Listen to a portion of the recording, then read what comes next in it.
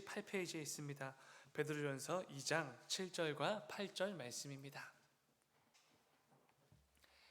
다 찾으신 줄 믿고 우리 오늘 본문 말씀 한 목소리로 함께 읽겠습니다. 시작.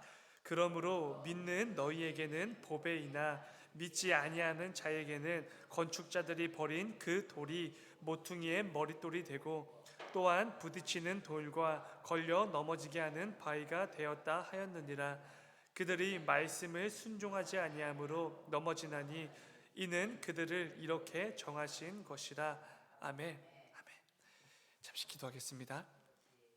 사랑하는 주님, 아버지, 오늘도 우리에게 허락되어진 그 복된 하루를 허락하기 전에, 시작되기 전에 주 앞에 나와 이 예배로 하루를 시작하게 하시니 주여 진정으로 감사를 드립니다. 오늘도 말씀과 찬양과 이 기도의 복된 시간을 통하여서 오늘도 하나님께서 우리에게 원하시는 그 삶의 열매가 무엇인지를 분별하고 깨닫고 믿음으로 결단하며 나아가는 귀한 이 새벽이 될 수 있도록 아버지 인도하여 주시옵소서. 오늘도 말씀을 통하여서 우리에게 꼭 필요한 하나님의 음성이 들려지게 하시고 그 가운데 말씀의 능력과 은혜와 그 열매들을 꼭 경험하게 되는 우리 모두가 될 수 있도록 아버지 인도하여 주시옵소서. 아버지, 계속해서 안식년으로 출타 중이신 담임 목사님과 함께하여 주셔서 그 가운데 하나님께서 주시는 참된 쉼과 회복이 있을 수 있도록 아버지 인도하여 주시옵소서. 이를 통하여서 그 가운데 지치신 그 영과 육의 그 모든 것들 가운데 하나님께서 반드시 놀라운 회복과 또 놀라운 은혜를 더하여 주시옵소서. 주님 감사합니다. 거룩하신 예수님의 이름으로 기도드렸습니다. 아멘. 아멘.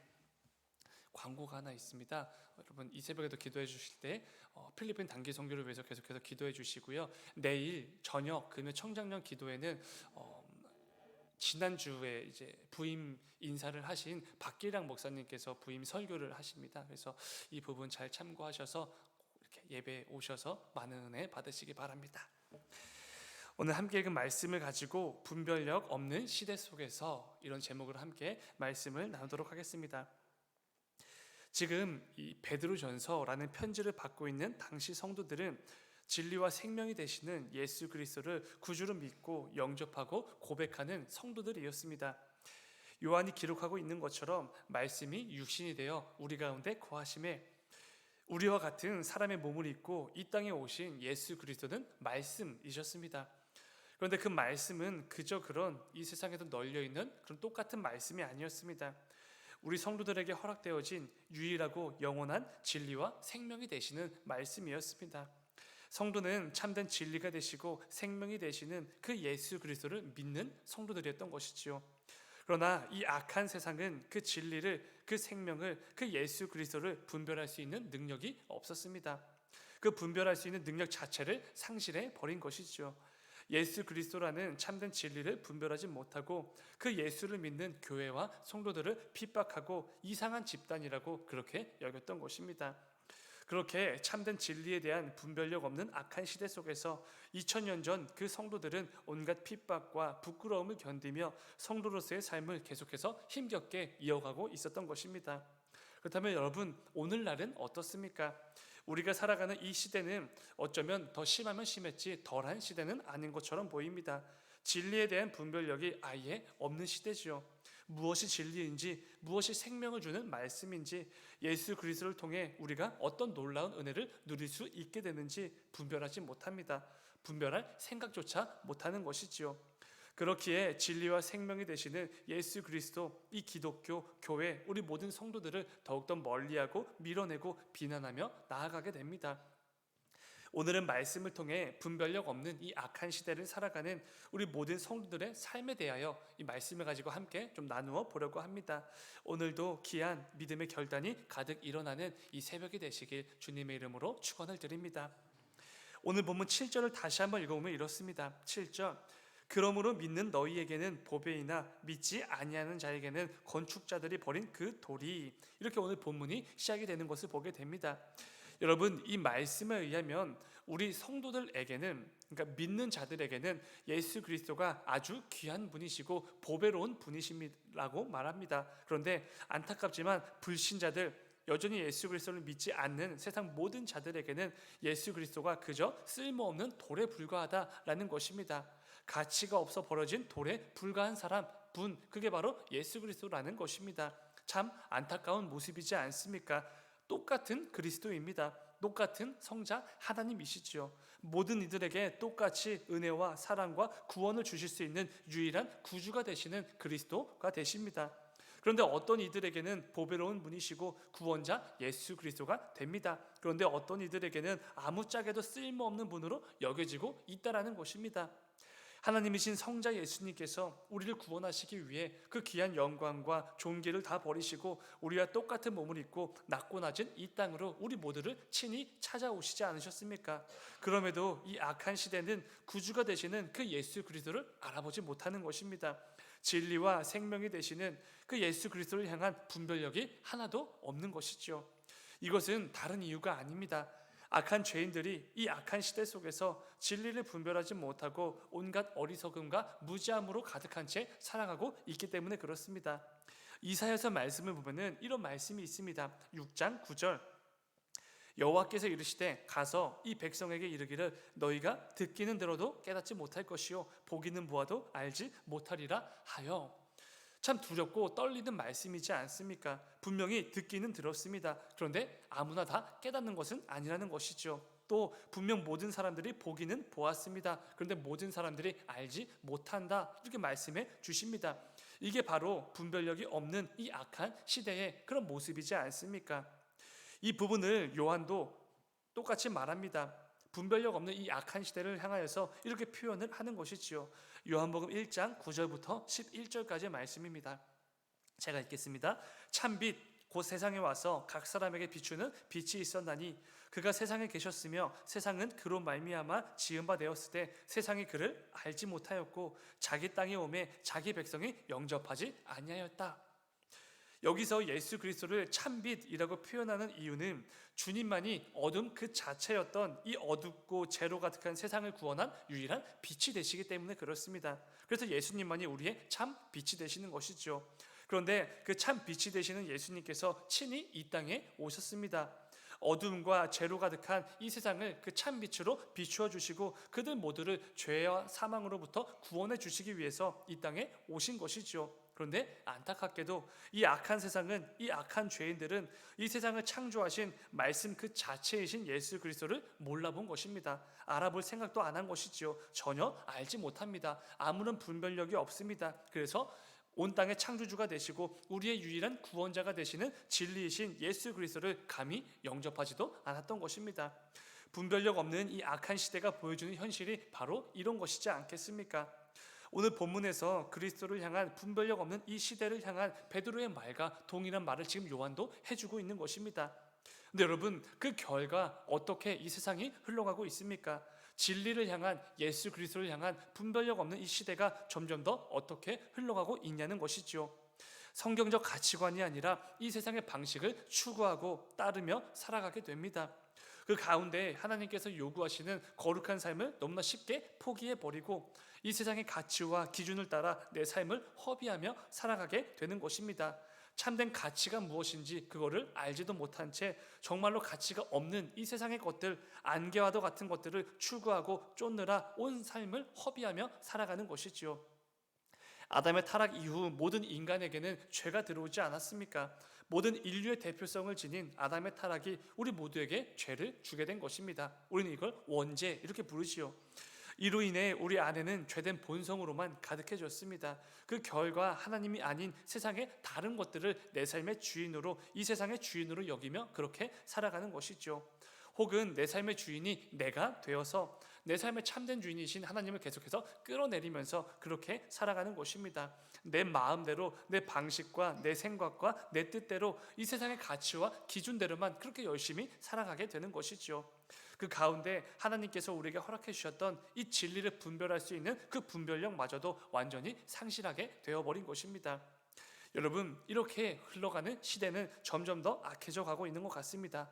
물론 성경이 말하는 것처럼 우리가 살아왔던, 그리고 온 인류가 살아왔던 그 모든 시대 가운데 악하지 않았던 시대는 없습니다. 늘 악한 시대였고 늘 죄인들로 가득했지만 점점 더 이 시대가 악해져 가고 있다는 거 우리가 체감하고 있지 않습니까? 대표적인 것이 이 부분인 것 같습니다. 하나님이 정하신 창조 질서를 계속해서 거스르는 것이지요.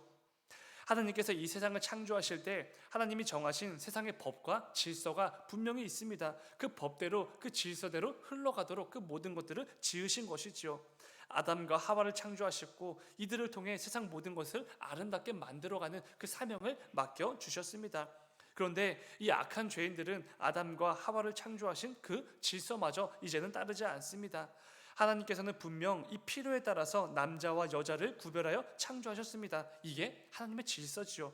그런데 이 악한 시대는 그 하나님의 질서를 거스르고 마치 자신들이 자신의 성별을 고를 수 있는 것처럼 그런 큰 착각에 빠져 살아가고 있습니다. 굉장히 어리석지요.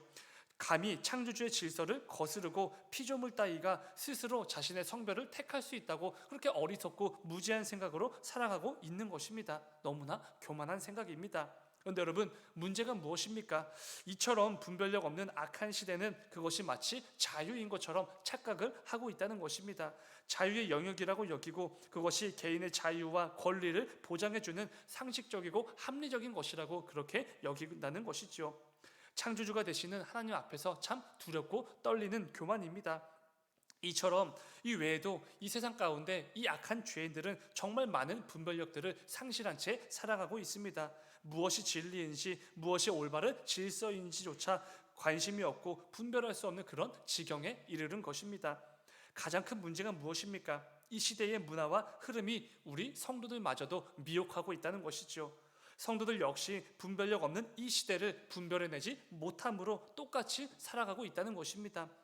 세상의 문화가 맞는 것처럼 여기고 세상의 흐름과 주장이 타당해 보이고 합리적이고 상식적인 것처럼 여기며 살아가는 그런 분별력 없는 성도들도 분명히 만들어지고 있다는 것입니다. 그런데 여러분, 절대로 그렇지 않습니다. 이 모든 것들 악한 사단이 자신의 계략으로 우리를 공격하고 있는 것이지요. 분별력 없는 시대를 따라가는 것은 우리 주님이 경고하셨던 것처럼 소경을 인도하는 것에 불과한 것입니다. 결국은 다 비참한 낭떠러지로 함께 떨어질 수밖에 없다는 것이지요. 여러분, 그렇기에 우리 교회와 성도들만이라도 늘 깨어 있어야 되는 것입니다. 악한 사단이 우는 사자와 같이 이 분별력 없는 시대를 통해 우리 성도들의 삶을 공격하고 미혹해 오고 있지 않습니까? 특별히 우리 자녀들은 더욱더 심한 공격을 받게 될 것입니다. 그렇기에 더욱더 깨어 기도함으로 말씀으로 무장함으로 정신을 바짝 차려야 된다는 것입니다. 분별력 없는 이 악한 시대를 어떻게든지 분별해내므로 하나님께서 기뻐 여기실 삶의 모습을 위해 부단히 애를 쓰고 다음 세대들에게 가르쳐 주어야 되는 것이죠. 말씀을 하나 같이 읽겠습니다. 로마서 12장 2절의 말씀입니다. 시작. 너희는 이 세대를 본받지 말고 오직 마음을 새롭게 함으로 변화를 받아 하나님의 선하시고 기뻐하시고 온전하신 뜻이 무엇인지 분별하도록 하라. 아멘.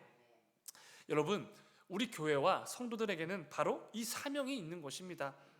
아무도 이 시대를 분별하지 않고 이 시대를 본받으려고만 하고 세상의 가치와 기준을 계속해서 쫓고 하나님께서 주신 그 생명의 말씀과 진리이신 그 예수 그리스도를 분별하지 못하는 이 시대 가운데 반드시 분별해내야 될 그 사명이 우리 성도들에게는 있는 것이지요. 생명과 진리의 말씀에 대한 분별력이 전혀 없는 이 악한 시대 속에서 진리가 무엇인지를 분별해내므로 이 땅을 살아갈 수 있어야 된다는 것입니다. 오직 이 세대를 본받지 말고 말씀과 기도를 무장하여서 늘 하나님께서 기뻐 여기실 그 뜻이 무엇인지를 분별해내며 살아가야 된다는 것입니다. 그게 바로 성도들의 삶인 것이지요. 사랑하는 여러분, 이 시대는 진리와 생명의 말씀이 되시는 그 예수 그리스도를 믿기를 꺼려합니다. 멀리하고 배척하죠. 그리고 그게 상식적인 것처럼 여겨지는 시대가 되어버렸습니다. 생명을 전하는 이 복음의 메시지를 적극적으로 거부하고 오히려 개인의 권리와 자유를 보장하라고 이 교회의 그 전도를 비난하기도 합니다. 그렇기에 이처럼 악하고 분별력 없는 시대 속에서 거룩한 성도로 이 땅을 살아가는 것은 너무나 어렵고 또 때로는 곤란에 처해지기도 합니다. 그러다 보면은 우리는 성도의 길을 포기하고 싶을 때가 정말 많이 있죠. 성도답게 말하고 행동하고 선택하고 그 말씀을 전하는 것을 내려놓고 싶을 때가 얼마나 많은지 모릅니다. 그래서 세상과 똑같이 분별력 없이 살아가고 싶을 때가 얼마나 많은지 모르지요. 하나님께서 기뻐 여기실 뜻을 분별하지 않고 이 세상과 똑같이 말하고 행동하고 선택하며 살아가고 싶을 때가 정말로 많다는 것입니다. 그러나 그럴 때마다 오늘 말씀을 기억하시면서 저와 여러분의 삶은 절대로 그런 분별력 없는 삶이 되지 않기를 원합니다. 이 세상과 조금도 다를 바가 없는 그런 엉터리 같은 삶이 되지 않아야 되는 것이죠. 참 빛이 되시는 그 예수 그리스도가 비추어졌음에도 도무지 깨닫지를 못하고 우리에게 생명을 주시는 참된 진리이신 그 예수 그리스도를 분별하지 못하는 이 분별력 없는 악한 시대 속에서 그래도 우리는 달라야 된다는 것입니다. 부디 오늘 말씀을 기억하시면서 저와 여러분이 성경 말씀을 통한 이 분별력을 가지고 내가 속한 삶의 자리 곳곳에서 참된 빛이 되시고 진리가 되시는 그 예수 그리스도를 늘 증거하고 드러내며 살아가시는 우리 모두의 복된 삶이 되시길 주님의 이름으로 축원을 드립니다. 잠시 기도하겠습니다. 사랑의 주님, 아버지, 이 악한 시대를 지나가는 가운데 우리 성도들에게 주어진 참 중요한 사명들, 사역들 많이 있습니다. 그 가운데 무엇보다 예수 그리스도를 향한 이 진리와 생명을 향한 분별력이 없는 이 악한 시대 가운데 분별해야 되는 그 사명을 우리에게 주셨습니다. 아버지, 우리 성도들만이라도 이 땅의 모든 교회들만이라도 늘 말씀과 기도로 무장하여서 늘 깨어서 정신을 바짝 차려서 이 악한 시대 가운데 무엇이 진리인지 무엇이 생명인지 어떤 분이 예수 그리스도인지를 분명히 분별해내는 우리 모두가 되어질 수 있도록 아버지 인도하여 주시옵소서. 늘 그 분별력을 가지고 이 땅 가운데 내가 속한 그 삶의 자리 곳곳에서 우리에게 구원을 주시고 생명을 주시는 참된 진리가 되시는 그 예수 그리스도를 늘 증거하고 드러내며 살아가는 우리 모두의 복된 삶이 다 될 수 있도록 아버지 인도하여 주시옵소서. 주님 감사합니다. 거룩하신 예수님의 이름으로 기도드렸습니다. 아멘. 아멘. 너희는